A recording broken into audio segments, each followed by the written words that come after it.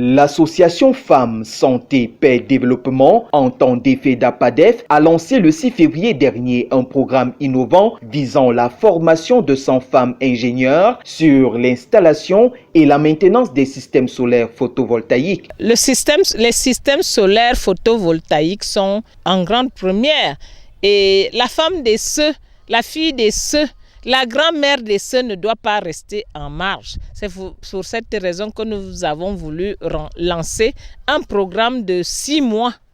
6 mois sur la formation, les installations, la maintenance et l'entretien des systèmes photovoltaïques. Ce projet qui se déroulera jusqu'au 10 juillet 2025 vise à promouvoir l'accès des filles, mères et femmes à l'emploi dans le domaine de l'énergie solaire.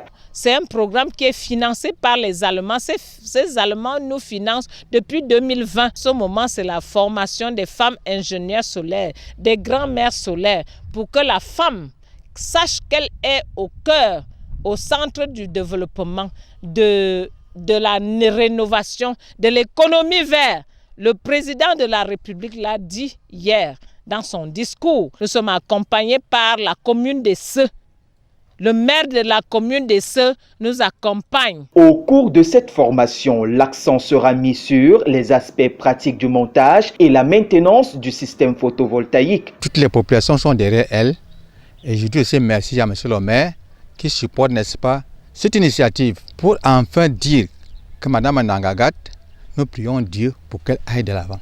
Les participants apprendront à concevoir, installer et à maintenir des systèmes solaires leur permettant ainsi de devenir des professionnels compétentes dans ce vaste secteur. Que le maire a beaucoup eu à se battre pour mettre les énergies dans des villages. Nous qui vivons à Esseux, nos enfants on appelle ville d'Esseux, mais nos enfants qui vivent à Esseux sont vraiment des villageois, plus que les enfants qui sont dans des villages où il y a l'énergie qui fonctionne. Madame Nanga Agathe, présidente fondatrice du FEDAPADEF, est convaincue que l'éducation et la formation professionnelle sont les clés qui permettront aux femmes d'être des créatrices de richesse. Le projet de FEDAPADEF est au niveau national, au niveau international, parce qu'en ce moment, je vais représenter une firme internationale en Afrique centrale et en Afrique de l'Ouest. Au-delà de ce, je suis en train d'aller au niveau intercontinental.